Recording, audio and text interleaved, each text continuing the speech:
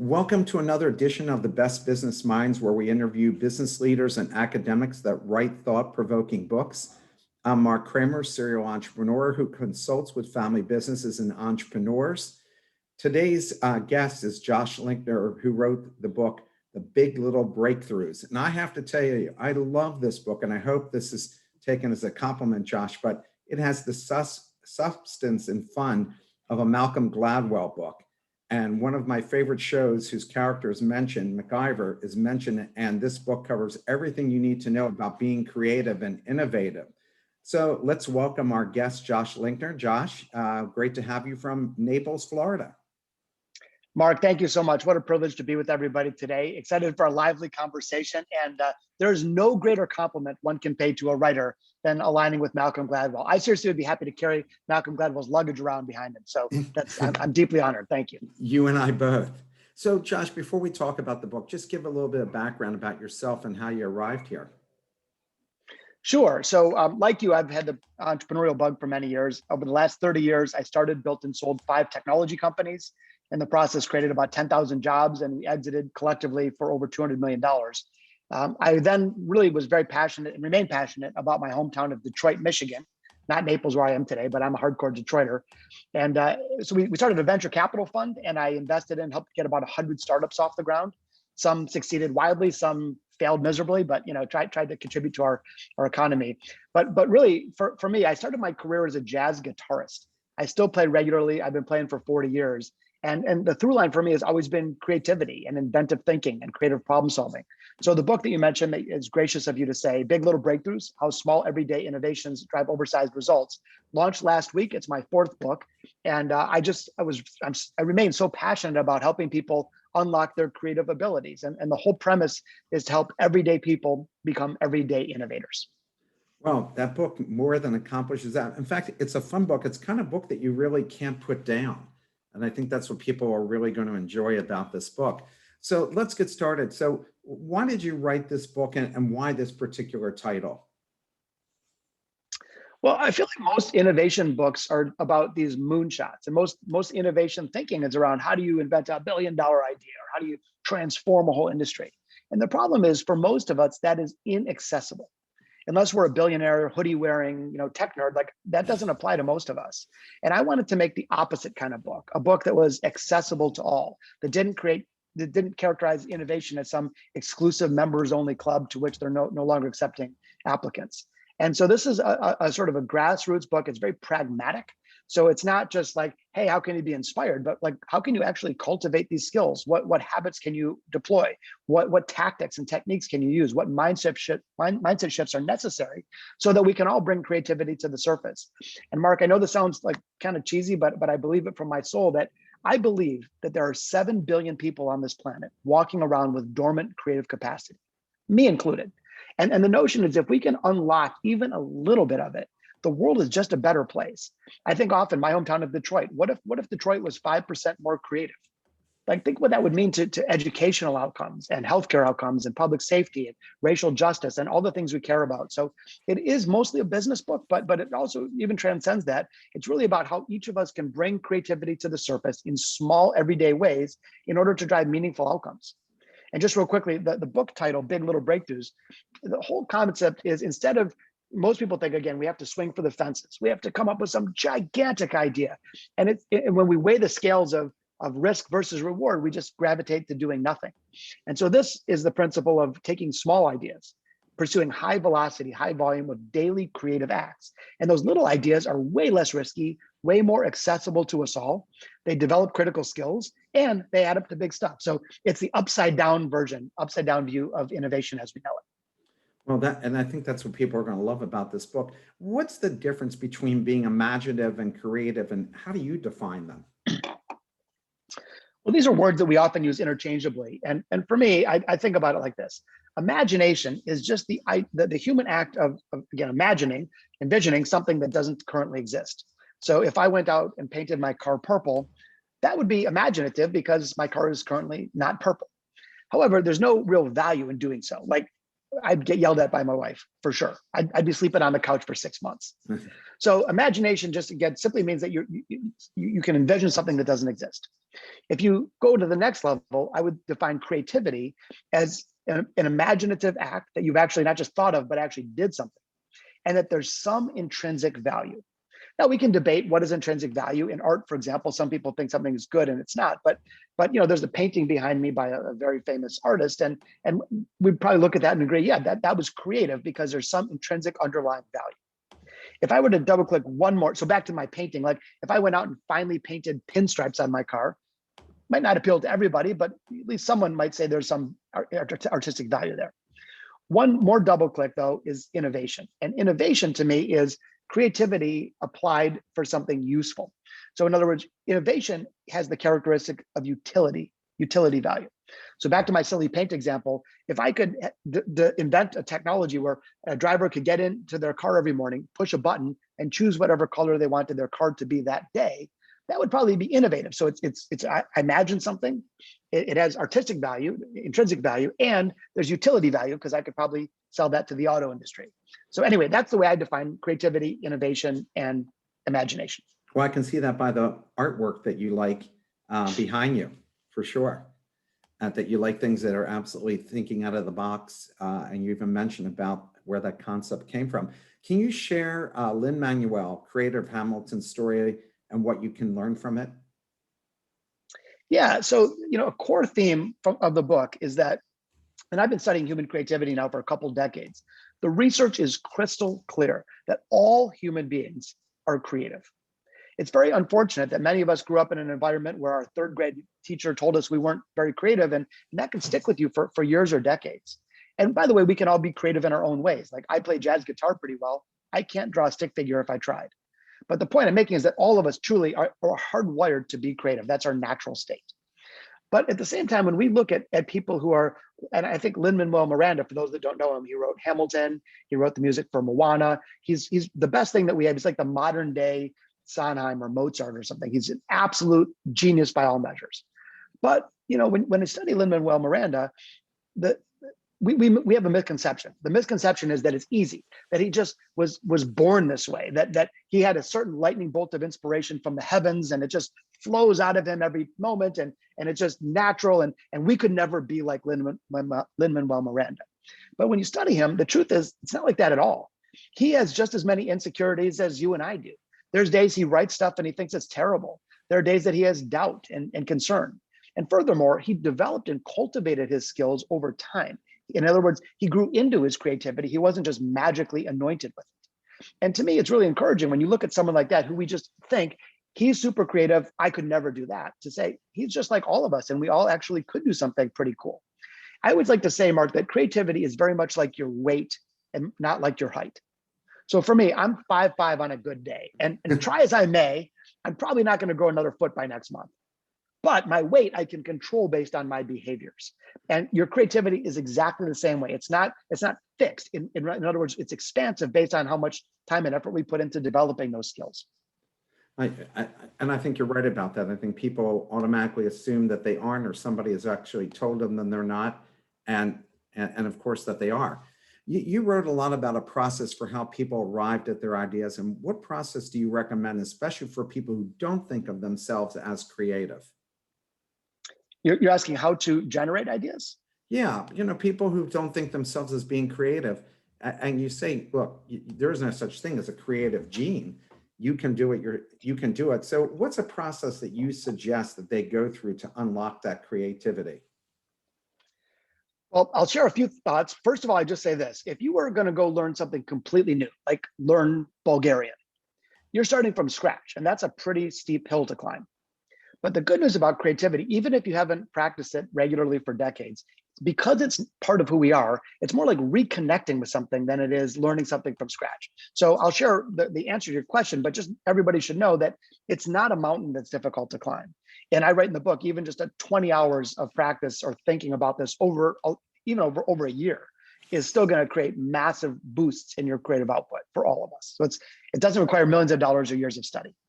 But really what we need to do, and I tried to take a scientific view to human creativity, we need to shift mindsets, we need to shift habits, and we need to shift techniques or skill sets. And I cover them each extensively in the book, but all three of those, again, that sounds like, gee, that's so macro, how am I going to do that? But it's not as hard as you think. And so in the book, I cover the 8 core obsessions or core mindsets of everyday innovators, which are pretty simple principles that each of us can understand and deploy. I talk about habits a lot, which is, what can you do on a daily basis? And I'm happy to share I do a 5-minute a day creativity ritual every morning that just completely sets me up for a great day. And also happy to talk about, Marc, your direction, techniques. Most of us use a technique that's very out of date. It was invented in 1958 called brainstorming. And brainstorming needs an upgrade. It's perfectly designed to yield mediocre ideas. So I share much more fun and much more practical tools, techniques that we can do when we have to generate ideas, better ways to do so. And we're going to touch on those 8 things as well. Are there foods that dampen creativity and others that increase creativity? I mean, there's always all kinds of stories in the media about that, but what's your opinion about that? My opinion is that, your mind obviously is in your body is part of the creative process. And I don't, prescribe like go eat Brussels sprouts or something. But I do find that when I'm trying to be creative, if I feel really heavy and weighed down, if I haven't had a lot of sleep, if I drank a little too much last night, it definitely affects my creative output. And so just like, think about this, if you were an athlete and you had a big event coming up, you'd probably leading up to that event, be really thoughtful about what you consumed. And the same is true with creativity. If you're like, okay, Tuesday, I'm going to really get into it. I'm going to go do deep creative work. It may not be the best day to eat like a big steak and a huge plate of fries and a milkshake. Like you might want to, just err on the healthy side to keep your energy up and, hydrated and stuff. It's nothing you probably don't already know, but I do find personally that when I indulge a little too much, my creativity suffers. I eat a lot of dark chocolate nonpareils. That's what creates my creativity. I love dark chocolate nonpareils. Please talk about the experiment of experiencing awe or dullness. I thought this was interesting, the Torrance test and what you learned. Yeah, this is so cool, man. I went on this active discovery doing this book. I spent over 1,000 hours in research and interviews. So I did all kinds of academic research and neuroscience research and business research, but I also interviewed CEOs, billionaires, nonprofit leaders, Grammy award-winning musicians, and really amazing everyday people doing cool stuff. But on the research front, you're referencing a study that I covered in the book, which I just thought was the coolest thing ever. And it's a study out of a university in Italy. They wanted to measure how malleable are people's creative abilities, and could you just jiggle a couple things and expand people's creativity. So they took a group of people that were basically identically situated, same age groups and demographics, etc. Divided them in half, as all experiments tend to do, and they basically then showed each group, 2 groups, a video, and then asked them to perform a standard creativity test called the Torrance test, which is sort of a standard measure of creative output. Anyway, one group, and both groups were shown a video. Group 1 was shown a really boring video, like sheep grazing in a meadow. The next group, though, was shown a video that was awe-inspiring, majestic cliffs and eagles soaring and like just really cool nature stuff. So identical groups shown different videos, asked to perform a creativity test. And the results of just that simple adjustment were jaw-dropping. The awe-inspired group outperformed their counterparts by like 84%. And so to me, it was such an interesting thing because it wasn't that we trained those people. It wasn't that those people were just God-given 84% more creative, but the simplest adjustment in conditions had a meaningful difference in their creative output. And the thing I love about that, not just so much about being awe-inspired, but more like if we can just change things a little bit, we can see a disproportionately large set of outcomes related to creativity. Well, I think the next question is what bothers me most is that creativity gets sucked out of people. Why do people grow out of creativity? It really does. And this is heartbreaking to me. I see this all the time. I see people, oh, I'm just not that creative. I just am so sad when I hear that because truthfully, we're all creative. Researchers did this famous test and they asked kids who were in kindergarten a simple question: are you creative? 98% of kids said, yeah, of course I'm creative. I mean, you've never met a non-creative kindergartner. But they asked the same question to high school graduating seniors, and the numbers dropped to 2%. Wow. 2%. And so what's happening, and basically it's been said that you enter kindergarten with a full set of colorful crayons, and then you graduate high school with a single blue ballpoint pen. And it's sad to me, because what's happening, instead of growing into our creativity as we must, as we can, we tend to grow out of it. The reason behind it is largely due to well-intentioned parents and teachers and bosses and such who are trying to protect us. Again, they're well-intentioned, but what do we learn in school? Don't make any mistakes. Whatever you do, don't make mistakes. And there's only one right answer. And do what the teacher says, and keep your head down and do what you're told. And all these things that maybe were appropriate 50 years ago, but are totally out of date today. Today, more than ever, it's mission critical for us to develop our kids so that they're creative problem solvers and inventive thinkers in order to be successful adults. So I'm really passionate about educational outcomes, but I think that the notion is, so that's the bad news. That's the bad news. The good news, though, is I've worked with people who are self-proclaimed, don't have a creative bone in their body, and we give them a new technique or a new approach or a new mindset, and within minutes, they're able to let their creativity shine. So truthfully, everyone is creative. And I know it sounds weird because maybe it doesn't, most adults don't feel that way, but we all have the capacity to be creative. Well, you even had in the book about people who've had brain accidents, and all of a sudden that unlocks amazing, incredible skills that they never even knew they had. I mean, I like that one story about the guy who could start playing the piano like he was Mozart or Rachmaninoff, and from a brain injury. It was incredible. We have a question from one of our listeners. Does the author think that the environment that we're working in makes us more or less creative? Working on the beach compared to a boring office? Yeah, thank you so much for that question. The answer is 100% yes, environment matters. Think about this. For centuries, artists, playwrights, musicians went to inspiring places to do inspiring work.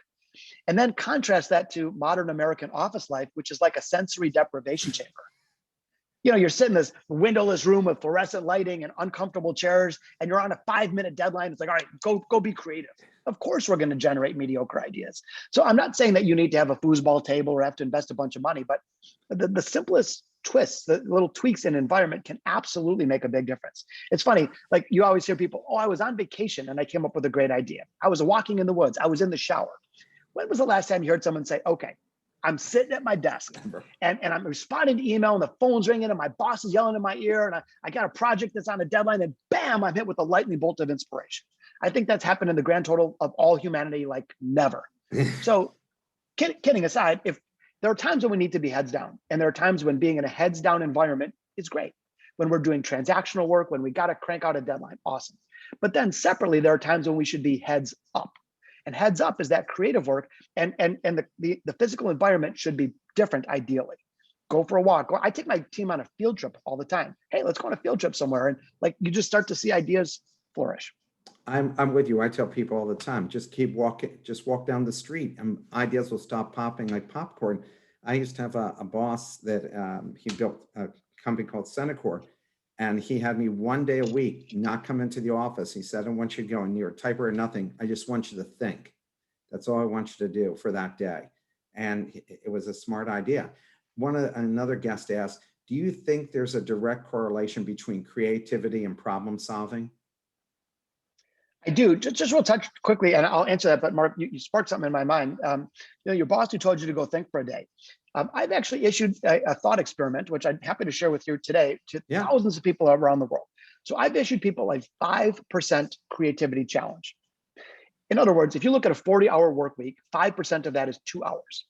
And I suggest try it for 30 days, fixed time length. And basically you say, instead of doing heads down work for 40 hours, say, could I do 2 hours a week of heads up time? Where you schedule it like an important meeting. And as you said, you think, you brainstorm, you go for a walk, you noodle, you explore, you really let your creativity shine. Anyway, I've issued this challenge to thousands of people around the world. I just report back, here's what I hear. First thing I hear is a 0% drop in productivity, 0. Magically, 40 hours get smushed into 38 hours and no one misses a beat. Next thing I hear, boy, the first week, it felt so frivolous. I felt like I was cheating on my spouse. I didn't want anyone to see like why was I not producing, But by the end of that 30 days, the common thing that I hear is people say that has become the most productive time I spent. that I've had more productivity as a result of that than I've had in the last decade. So however you structure it, but maybe give yourself a little experiment. Say, okay, what if I did carve out a little bit of time, like it's an important meeting, and do some heads up work and give it a try. I myself like to experience different things, but I'm an enormous reader. That's hence why I started this podcast last March. And I find from reading, ideas just keep flowing into my head. Just hearing what other people are doing, it sparks the creativity gene, at least in me. How do you define innovation? And you write about three flavors. What are they? Yeah, and now I'm bouncing. I'm sorry, but I do want to get back to the question that you asked because I didn't want to, ignore that person's question. Oh, But the yes, question of was course. is there a correlation between creativity and problem Yes. solving? And the answer is 100% yes. So I kind of think about if you on a football team, there's the offense and the defense.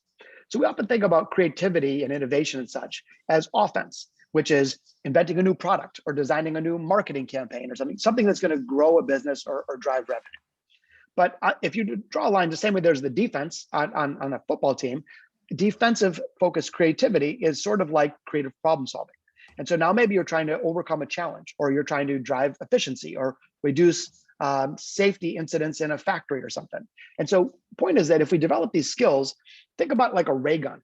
You can point that ray gun at driving growth. You can point that ray gun at closing sales, or you could point that ray gun at solving a problem. And so I think there really is a correlation. And I find that the most creative people, which all of us can be, certainly, those that have developed skills, become great problem solvers, because often the answer to the problem that you're facing isn't as obvious as you might think.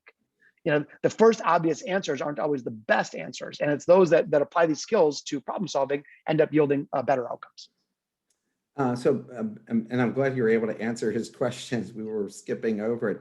How do you define innovation? And you write about the three flavors. What are they? Yeah, okay, cool. I'm so glad you asked that. So most of us think of innovation, and what I define as all caps innovation, which is the word innovation spelled in all capital letters. And that's like the internet, invention, moving type, penicillin. And these are these like game-changing, history-making innovations that change the universe. The first modern flight, inventing the assembly line. For sure, those are innovative, no question about it. But there's no minimum threshold for something to be innovative. In other words, it's not like if it's under $1 billion idea, it doesn't count. So that is a type of innovation, but there are other types of innovation. The second one I define is capital I and the rest of the word in lowercase. Innovation, still the same word, but capital I, the rest of the letters lowercase. And these are the innovations that are more common. Instead of it being a once a generation thing, it's more like maybe each of us could do 2 or 3 of those a year. And those are pretty meaty. Like that might significantly drive sales, or you might boost your income, or you may, invent a new concept or something. And again, these don't make the cover of a magazine necessarily. People aren't making documentaries about them, but they're still really meaningful and they drive outcomes. But one more double click on that word, and now we look at all lowercase innovation, which I also call big little breakthroughs. And these to me are micro innovations. And these are the often overlooked and not enough celebrated ideas that I just love, because big little breakthroughs are all around us. We can discover 5 of them a day. We can make them part of our daily routine. And these are again, they're way less risky. They're way more accessible. The more we build skill with them, the more likely we'll actually be to have a bigger breakthrough. And they add up to great stuff. In the book, I actually covered a study from Harvard that said that 77% of the US gross domestic product comes from small ideas, from big little breakthroughs, not from SpaceX, which is attention grabbing, certainly, but it's those like everyday innovations that really fuel our economy and drive success for us all. That's what the book is about, is cultivating these smaller ideas. P.S. All 3 of those are all innovation. It's not like one is, they're just different magnitudes. And so let's give ourselves permission to go after the small ideas. It's funny, Mark, let's just say we were all on this call together and said, okay, look, we got a big problem in our country with, I'll just pick one of the many big problems. How about, systemic racism? Yes. So if we said, all right, we have to right now solve the entire issue of systemic racism with one idea, and we better get it right, go. We're all going to freeze up, me included. Like, how are you? That's so big. Like, how do you possibly get your arms around that? But if instead I said, hey, listen, systemic racism, we could argue, is it a problem or not? But assuming we think it's a problem, we could say, hey, I'd like everybody to just come up with 5 teeny tiny, mini ideas that might help the problem. My guess is that every one of us on this call would come up with 5 ideas without blinking. And so the point is that these little innovations are so much more within the grasp of us. And when we cultivate them, it just leads to great outcomes. Well, we have another question from a listener. And by the way, we have listeners from Turkey today, Ireland, Australia, Sweden, from all over the world. So obviously they're super excited to hear about your book. Many educational institutions from elementary school through college don't teach problem solving well. Does the author have ideas on how to do that at all levels? I think they suck the life out of you, most of these institutions. So busy giving you quizzes and tests that they don't really work on creativity and problem solving. So what's your thoughts on that? I couldn't agree more. That's such a wonderful observation. And it's, by the way, it's not teachers' faults. Teachers are heroes. They're wonderful people that should be celebrated. There's no more noble profession than being a teacher. So it's not the teacher's fault. It's that we have a system that is in desperate need of reform and is wildly out of date. It was designed for a different era when the goal of producing an effective adult was someone who could follow the rules and keep their head down and follow the operating manual and retire 30 years later with a gold watch. That world doesn't exist. So we are educating people for a world that no longer exists instead of teaching them the skills they desperately need. In fact, one of the things I covered in the book, the World Economic Forum did this massive study about the future of work, and they interviewed CEOs and leaders all around the world, different industries and such, and they said, what are the most needed skills in the workforce in 2025? And it turned out that 4 of the top 5 most needed skills were tied to creativity, like creative problem solving, inventiveness, et cetera. And so what we've learned is that the things that we thought were hard skills, quote unquote, in the past have largely become commoditized or outsourced or automated. Whereas the quote unquote soft skills are the absolutely most important things that we can cultivate in our kids so they become successful adults. And you're exactly right, this teach to the test stuff, like how productive is this? Go memorize a bunch of useless facts, get them so you can drill them, deliver the test, and 2 days later you forget them. What did you learn with that? Absolutely nothing, as opposed to the ability to wrestle a problem to the ground. I personally think that we need massive educational reform. Here's a funny example. I was thinking about this the other day. So most of us probably learned long division by hand when we were in middle school. I did. Meanwhile, and I don't say this to be boastful, but I've created 10,000 jobs. I've bought and sold companies. I've raised hundreds of millions of dollars of capital. I've never used long division once, 0 times. Meanwhile, how about, I believe there should be a mandatory course in all middle schools called Making Mistakes. Help those kids understand what's a good mistake, what's a bad mistake, when should you take a responsible risk, what can you learn from it? Like we need a totally different set of skills to help our kids be successful. And so obviously the burden now falls on us as parents. But I mean, maybe Marc, we should team up on our next book together and talk about educational reform, but it's No, I desperately taught needed. 17 years at university, and I would get dinged on the fact that I didn't give enough tests. And they said, then you need to be more rigorous. I said, what's your definition of rigorous? And it was more test. And I said, so I talk to them, they tell me what I just told them. But no, I rather them go solve problems. So I'd have them write chapters of business plans and have to think about how they arrived at those answers. Take out get them to be more creative, be more thoughtful, because that's the reality of what you're going to be facing. And for this country, our only competitive differentiator is our entrepreneurial spirit. And if we don't keep cultivating that at all levels, and if we see people, especially in Philadelphia, where we have such a high illiteracy rate in urban areas here, we don't get them to be literate, we're missing phenomenal opportunity from these people. So that's why 100%. we've got to jump on that. So I have 2 older kids, and just they had these totally contrasting experiences. I'll just share real quickly. So my younger daughter at that time, Chloe, she's now 21. She's in art class and she's like 9 years old. And the art assignment is go draw a picture of a bear. So she goes and draws this bear, and it's like purple and funky shape. And she goes to show it to the teacher, and she's all waiting for praise and admiration. And the teacher says, Chloe, that's not what bears look like. Go back and redo it. And again, I'm sure she was a well-intentioned person, but what did that do to my daughter's creative spirit at that time? Meanwhile, in contrast, my son Noah, funny story, he's older, but at the time he was probably about the same age. And there was a squirrel that died out on the school playground. So normally what they do is call the custodian and clean it up and go on with class. But there's this really creative teacher, and she's like, class, we got to go outside right now. And they all gather around the squirrel and say, okay, this is very sad and all that. But they said, let's look at it from different lenses. And they said to one kid, how would a scientist look at this? They said to another kid, how would an artist look at the situation? They said to another kid, how would a time traveler look at the situation? And they took this everyday event and studied it and thought about it from different lenses. And I just think, like, what sharp contrast. And so we're lucky that there are wonderful teachers that do stuff like that, but I do believe we need to make that more systemic. No question about it. I like, of course, that you mentioned all these musicians and authors and so forth, that, you know, what they went through to be creative. And I think we learn a lot from them. I went to a suspense mystery book novel conference, and I ended up writing a column for the business journals about what we can learn from these novelists about how to launch a startup business. Because every novel, every book, like when you wrote this, is a new startup venture, and it requires all the different skills to go and manage that. So I applaud you for that, and I think that's one of the great things that I learned from this book. There's a significant mention of Jimi Hendrix in your book. Why did you mention him, and what can we learn from Jimi Hendrix? Well, a couple of things. First of all, I'm a guitarist. I play mostly jazz, but I'm a fan of Jimi Hendrix, and I'm a fan of artists of any type, business artists, legal artists, musicians, whatever, that do something new, that push the boundaries, that break the rules, you know? And so Jimi Hendrix did that. And he had this famous performance at Woodstock where he wailed on the national anthem. And to me, it was cool because he was a wonderful technician, but he also played with so much soul. And I was fascinated by his ability to be both technical and soulful. And as I got into studying him a little bit, because I'm a music nerd, it turns out that he was mixed-handedness, an ambidextrous type person. He wasn't left or right, he was both.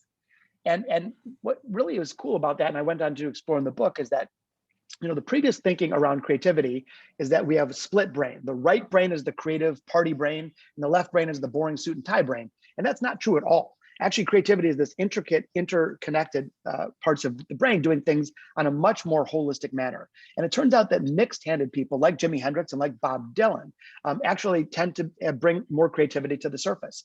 By the way, you don't have to be born that way. We can develop those skills, but I thought it was cool. I wanted to dispel that myth about, oh, I'm left-handed, so therefore I'm creative, Great. or I'm right-handed, and therefore I'm not. There's a question here from the audience. Have you met Magic Johnson? And if so, please tell us something you personally found interesting about him. Have you ever met Magic? I have. I know him well. Irvin is a wonderful person. He invested in our venture capital fund. We started a fund in downtown Detroit, trying to help our community. We said, you know, maybe we'll make some money, but more importantly, maybe we can make a difference. So he was a partner in our fund. And I'll tell you a quick story. First of all, he's dynamic and amazing. All that, you know, obviously, smile as big as the, you know, his Kool-Aid smile. Yeah. But I was in a business meeting with him, and we were talking about serious matters, and we're, you know, discussing big numbers and all this stuff. And then someone from our office kind of walked in with their son holding his hand, and they sort of sheepishly walked in and didn't want to interrupt.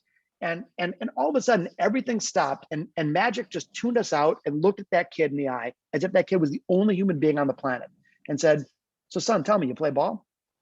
And they had this beautiful moment, and it was like this deep human connection. And here's this guy who's worth hundreds of millions of dollars, and he signed all the autographs he never needs to in his day, and he could have just blown it off, but he connected at such a deep human level. And to me, that was far more impressive than all the amazing accomplishments that we already know and celebrate. It's just his ability to be a wonderful, deep, kind human being. Well, you made our listeners' day by telling them that story, and all of us as well. Another question from the audience is, how much of corporate America engages employees to offer creative solutions? I'm specifically thinking of GM or Ford encouraging workers to improve the assembly line. Yeah, I think we've got a lot of mixed messages in many companies.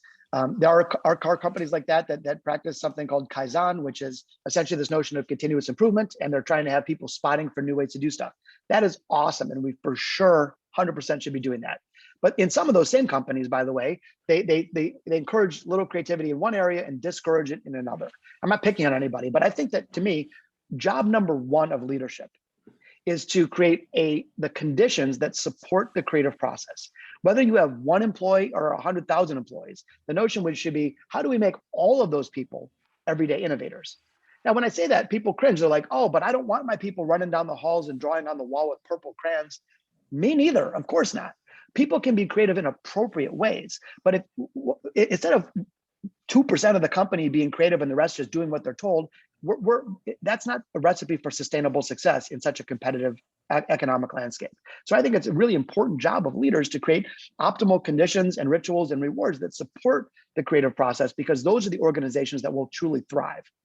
One just quick example from the book, I spent a lot of time studying rituals and rewards of leaders. So one of my favorite people that I interviewed in the book was a guy named Trewin Restorick from the UK. And he runs a 50 or so person nonprofit organization. And I was asking him, like, how do you keep your people really engaged and taking responsible risks and recognizing that creativity is a part of their role? He does a ritual. It's really funny. Every Friday, they do something called F Up Fridays. They say the whole word. I'll just be PG here today. F Up Fridays. But F Up Fridays, he brings the whole team together for a brown bag lunch. And they go around the table, one person after another. They have to stand up and share what did they F up that week and what did they learn from it. And then when they get to someone that didn't F something up, they're like, well, why not? What are you going to try next week? And so just think about the message that simple ritual drives deep into the DNA of that team, that responsible risk taking is part of the gig. And we're going to have to screw some stuff up to get to the good stuff. And part of your core job responsibility is to be a creator. And so when I look at organizations embracing rituals like that company-wide, to me, I'm like, yeah, that's a company I want to bet on. I think that happens in our entrepreneurial environments, and that's why entrepreneurs like Elon Musk and Jeff Bezos end up surpassing established companies in relatively short periods of time. 10, 20 years time is not much. Here's a question from the audience. Know the rules first before you can break them. Thoughts? So one of the 8 core mindsets that I cover in the book, I call it break it to fix it. And the notion here is we've all been told, if it ain't broke, don't fix it. That is terrible advice. Like, who came up with that slogan? I mean, why would you wait till a system or a process has failed before you get after repairing it?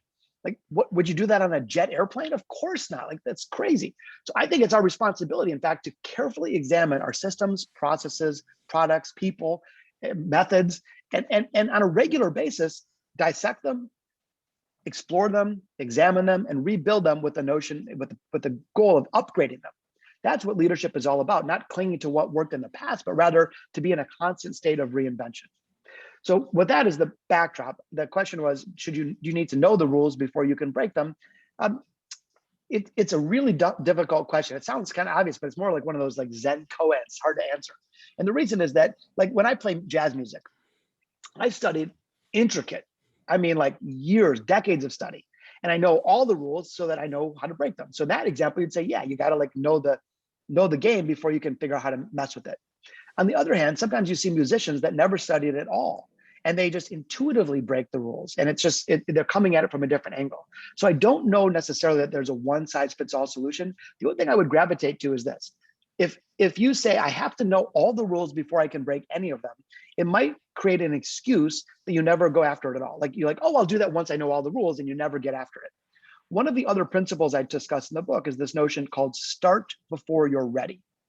Start before you're ready. So most of us, we wait. We wait for a directive from the boss. We wait for permission. We wait till we have a bulletproof game plan, and we end up either never going after it or starting too late. So what I would say is, it's good to learn the rules so we can break them, but don't wait until you have like total mastery of every rule. I would almost rather you get after it. That's what everyday innovators do. They get started recognizing full well they don't have the answers, recognizing full well they don't have a bulletproof plan, and recognizing full well that their first attempts are going to be sloppy and messy. But they start, and then they tweak and adapt and pivot and course correct, and they have agility. And over time, they end up in a better result because they started messy as opposed to waiting for perfection. I'm sure this listener really enjoyed it because she's a Juilliard trained musician herself. And I'm sure that's why she asked that question, because you're also a fellow musician.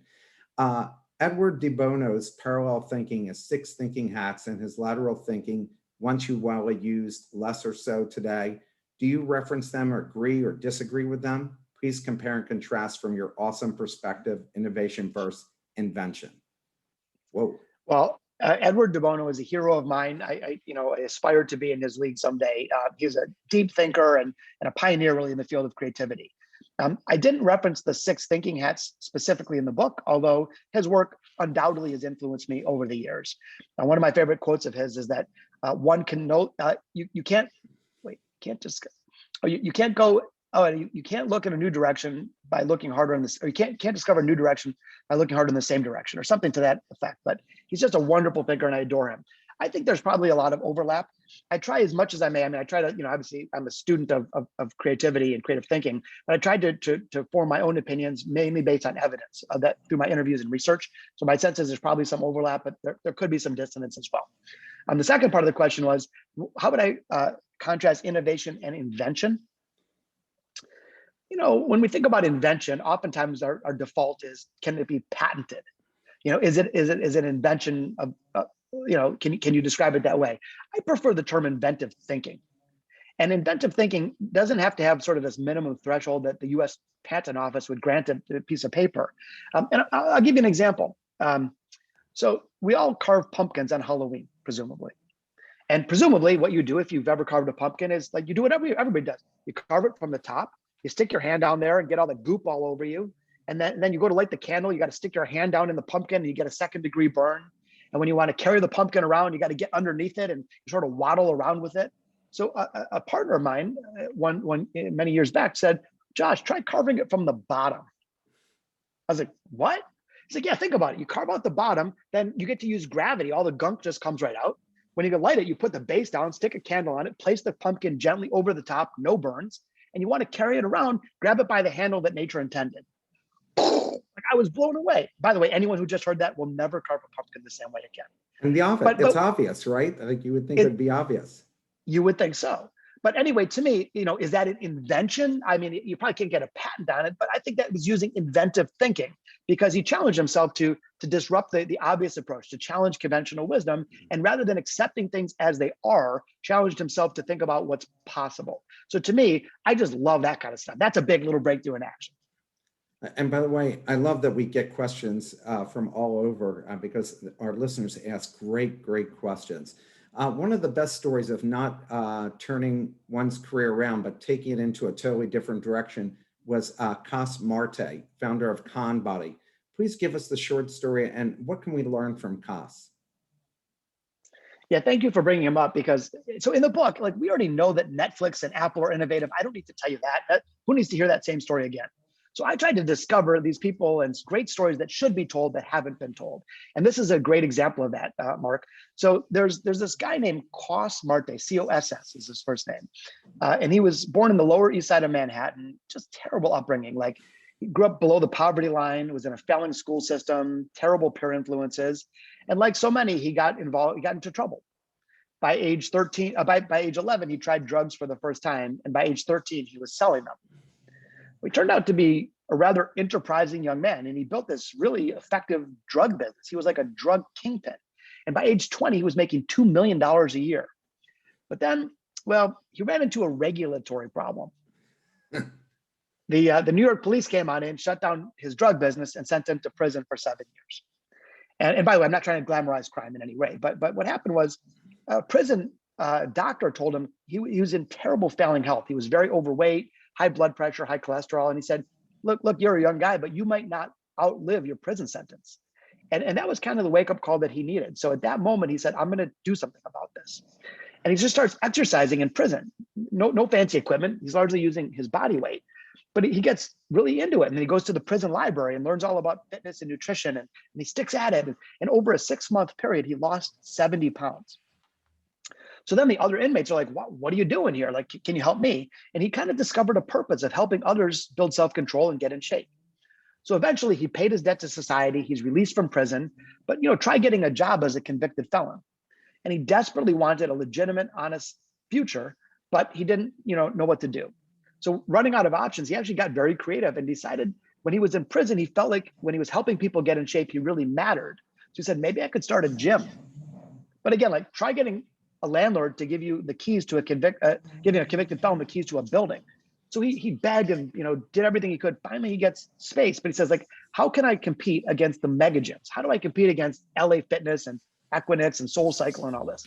So he got really creative and did something special. And one of the things I talk about in the book is called a judo flip, which is if everybody else is doing it one way, what's the polar opposite? And he, to a degree, did a judo flip. He said, okay, instead of being the world's like 600th lookalike gym, what if I was the world's first gym of its kind? And he launched a gym called Conbody, Body, which is a prison themed gym. Their slogan is do the time.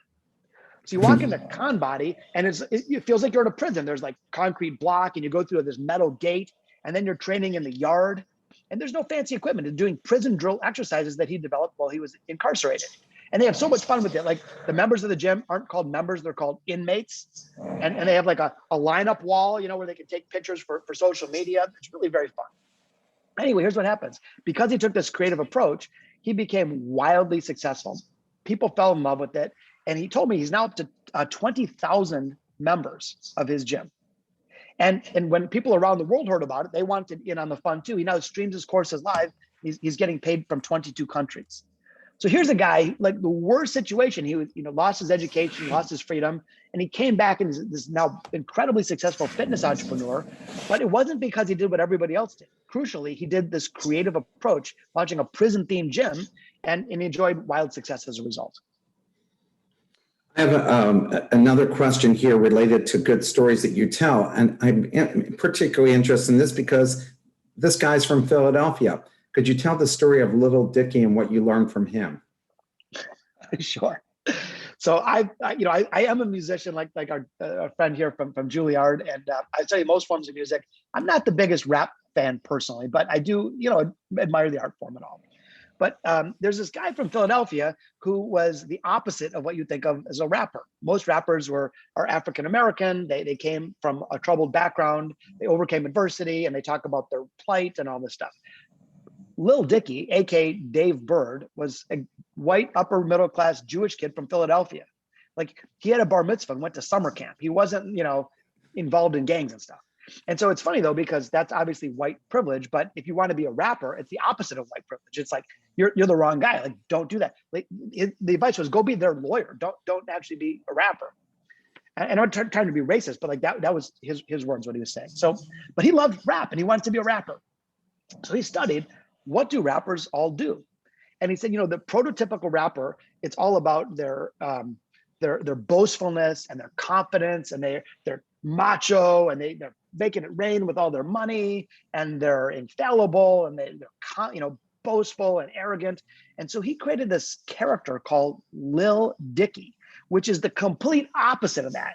He's like this anxiety-ridden, nebbishy guy who's insecure and he's frail, is all nervous about his frailties, and he does the total opposite. One of the songs that he wrote, he, instead of like, I'm the richest guy ever, he wrote about him being cheap.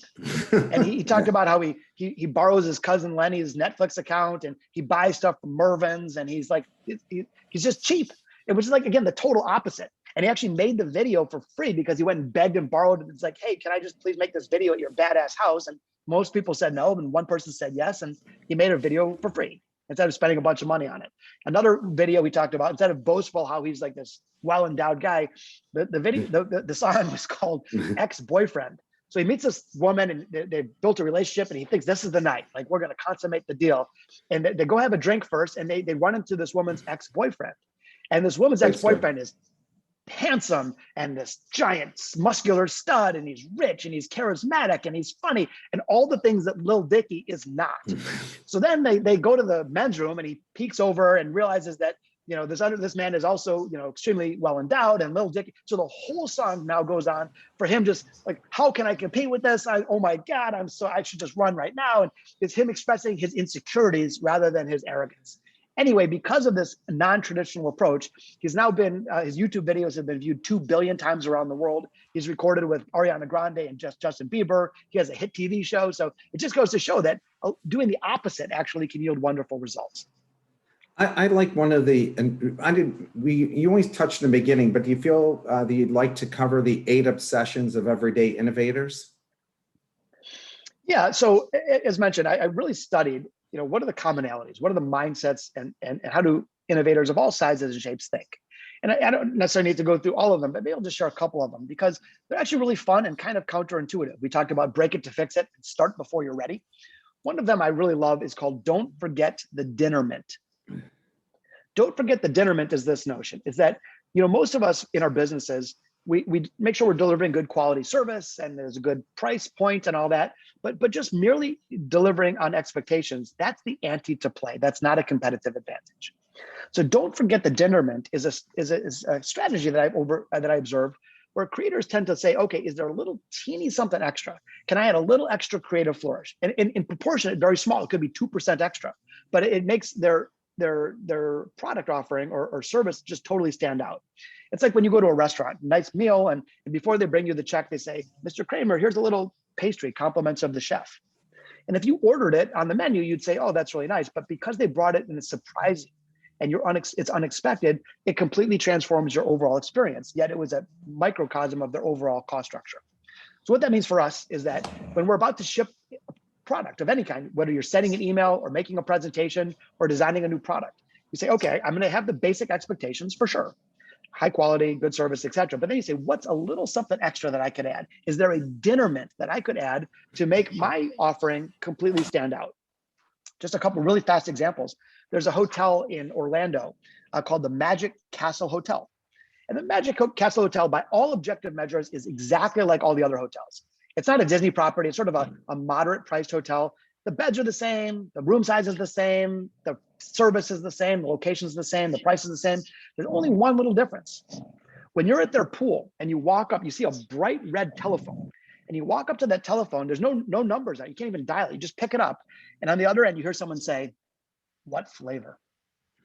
And you say, grape. And then within minutes, someone walks up with a silver platter, white gloves on, and presents you a grape popsicle. So what this thing is a popsicle hotline. Free popsicles, just pick up the phone and ask for one. Now, again, if you think about their overall cost structure, their mortgage, their insurance, their staff, their marketing, this is nothing. It's a dinnerment, but they have 10 times the amount of Yelp reviews of any of their competition. Even in the bad times, they're always sold out. And this simple little thing completely separates them from the competitive pack. So my suggestion to everyone listening with great respect is, yes, let's deliver excellent quality work, whether you're a lawyer or a business person, whatever, but just look for that little extra something to plus it up to make your offering transcend the competitive pack. Here's a question from the audience. The number of business establishments less than 1 year old in the US has risen 42% since 1994, and it's all at an all-time high in 2020 at 808,000. However, the pandemic had an effect on the need for immediate creativity and responding to its impact. What are your thoughts on the future of entrepreneurship as a result of the pandemic? Yeah, so excellent question. First of all, just goes without saying, but I'll say it anyway. My heartfelt extension and thoughts and prayers for anyone that was impacted by the pandemic. I know many of us were financially, but more specifically health-wise. I just wish everybody health and strength in these difficult times. That being said, I do actually think there's been some benefits of the pandemic. And again, I don't mean to be glib or disrespectful in any way, but the pandemic, it's almost like the entire world has hit a giant reset button. And the patterns of the past have been broken. The way we shop, the way we sell, the way we lead, the way we eat, the way we love. And as a result, when patterns are broken, new opportunities can emerge. And so I think there's a wonderful opportunity for entrepreneurs, because let's say there was some relationship between a customer and a business that was the same for 30 years. If nothing changes, there's no reason to change the relationship. But now that relationship has been disrupted by the pandemic, now there's a new opportunity for entrepreneurs. There's a new opportunity to come in as a challenger brand. So I think that this is actually going to create one of the most fruitful entrepreneurial times in history. So for what it's worth, I think there's some upside. This other thing, I just learned about this one a week ago. I thought it was fascinating. It reminded me of the pandemic. So in London, a couple of years back, there was a strike, a labor strike in the tube, the London Underground, the subway system. And not all trains were shut down, some were shut down. But 2 million Londoners rely on that subway to get to work every day. So imagine you're on your commute, like, oh, I got to find a new route. So during the strike time, you find a new route. And then when the strike ends, presumably you'd go back to your original route. But an interesting thing happened. The London Underground, you actually swipe your card when you enter and when you exit. So they have data that sees like what you did. And what they discovered was fascinating. 5% of those commuters didn't return to their old way. In other words, they discovered a new way, which means that 5% sounds small, but that's 100,000 people who were going to work every day thinking they had the optimized route, and turned out that they didn't. And what happened is they were involved in a forced experiment. The labor strike forced them to reconsider their tried and true approach and discover something new. And by the way, that's a big number because presumably everyone's looking at the map. Like you should be able to route your fastest approach. It wasn't like there was hidden data. But then they started, well, this train doesn't come as frequently, or this one breaks down more, or this subway station is more crowded. And if I do this, and the forced experiment actually yielded a really delicious outcome. So as much as I with deep empathy and compassion, that the pandemic has been very difficult for many of us, it also can create a new opportunity, and that it's given us that same forced experiment. And maybe we can discover new ways to lead and live that actually are better, and we don't necessarily revert back to the old way. So long-winded way of saying, I think this creates a new, fresh opportunity for entrepreneurs. We saw the same thing happen in 2008 when that debacle hit. We saw all of a sudden lots of great companies coming out of that. Another question from the audience. What should be done or is being done to improve and advance more inclusive and impactful big little breakthrough ventures across the USA? Well, I think that inclusion and diversity is mission critical as it relates to creativity in all regards of diversity. So again, I play jazz guitar. Can you imagine if I had a 10-person band and we were all playing jazz guitar? That would just be awful. And so my point is diversity of all kinds fuels creativity. The more diversity, the better the creativity. And that means all kinds, like diversity of thought, diversity of education, diversity of race and gender and sexual orientation in every other form. So I think that if we want better outcomes for entrepreneurship, they can't all look and act the same. And too often venture capitalists, and by the way, I started a venture capital firm, so I know they all kind of look and act like me. They're all like college educated, middle-aged white dudes. And there's nothing like, I'm not trying to be ashamed of that, but we need more diversity in investors as well as we need it in entrepreneurs.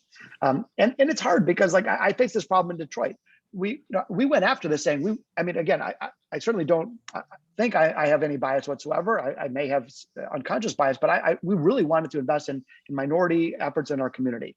At the same time, we had a fiduciary responsibility to our limited partner investors, and we were getting 1/20th of the number of pitches from minority applicants, and many of it were lower quality. So we actually started a separate program to help coach and nurture minority entrepreneurs so that they could qualify head to head with those that maybe had a different background to promote diversity in entrepreneurship. Long story short, I think it's a difficult problem. As much as we say we should just wave our magic wand and be more inclusive, and we should, P.S., it's difficult because we also have to have responsibility when making in which companies to invest in and which ones not. So I think that it's one of those things that some parts of life, you do something that's difficult or you make a sacrifice because you're going to enjoy individual personal gain. This is a challenge where we need to do something and make some sacrifice, and it may not be individual personal gain, but it's for the greater good. And I think that people who are entrepreneurs, and certainly those that back entrepreneurs, need to do that. And it may not map directly to you getting the gain, but it absolutely will map to the greater good. And I think we need to do more of it. So we only have a few minutes left. I'm going to try to hit 2 more questions, but one of the questions I'd gotten earlier was, how long did it take you to write this book? How quickly can you write a book with so much factual information that you had to research? Well, this one, as mentioned, I spent over 1,000 hours working on. In elapsed time, it was about 2.5 years. And I heard a great quote, by the way. So, again, you think about an author. I'm not in this category. You're very kind of comparing me to Malcolm Gladwell, but I read Malcolm Gladwell and you're like, I could never write like that. And there's a great quote, which I just love, that says, what do all wonderful authors have in common? Lousy first drafts. And I just love that because, all art starts as kind of not that good and messy. And I've learned that sometimes it's the number of revisions that's the difference between a good piece of work and a great piece of work. And so I took a lot of time on this. I did, first pass, get all your junky ideas out. Next pass, this is after research. Next pass, clean up the language. Next pass, add a little bit of humor. Next class, add some richness and detail. And so it takes a lot of rework and revisions to get it right. I hope I did the best I could. I'm proud of the work, but it's not a quick process. I would say though that for anybody that wants to create something of substance, please don't be discouraged by the workload. In the grand scheme of life, this was a hard project, but now I've got a piece of work that I'm proud of that I hope my grandkids are proud of. So don't let the workload discourage you. Yeah. So let's see if we can get 2 more questions in here from the audience. What's one blind spot that you had in your work that gave you a huge lift because you had a new and improved perspective? I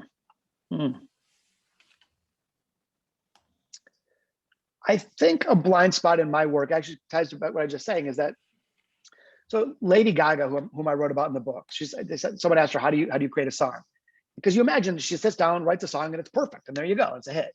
She said, I spend like 15 minutes vomiting bad ideas on a page, and then I spend like 2 years polishing it. And so to me, I always thought of the creative process, especially because I do jazz, which is a live art form, and that there's the creative process, and then that's it.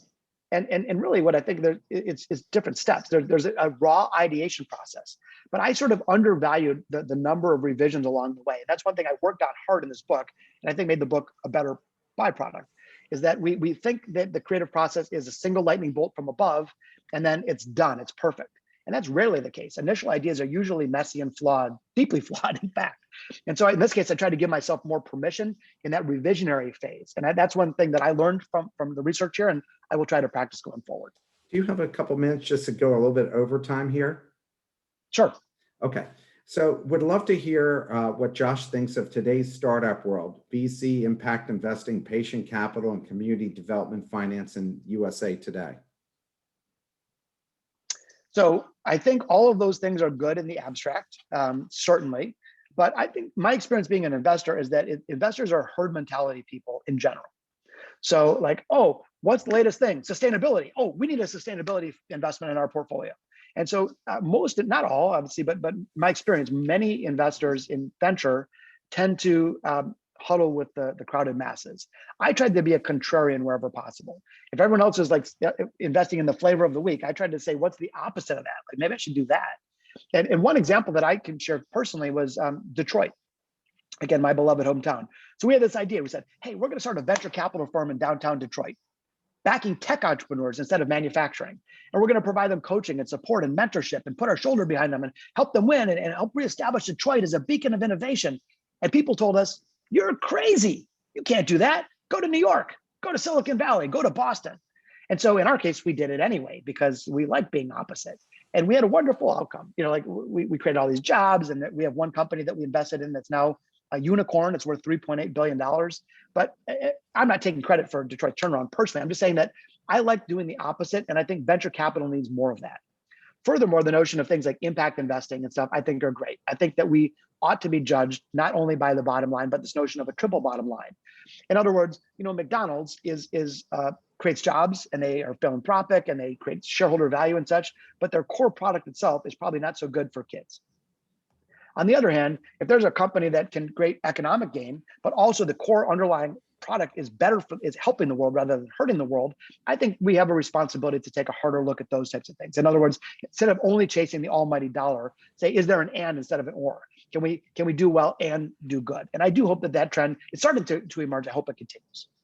Josh, I could spend all day listening to more of these stories than you and I know. I had more questions for more stories, but I want to thank you for coming on today. The book is a must-have for anybody who wants to think about innovation and creativity, especially, you're right, doing small things could end up being really big things. And I think anybody who gets the book is going to thoroughly enjoy it, and they're going to see definite parallels between you and Malcolm Gladwell.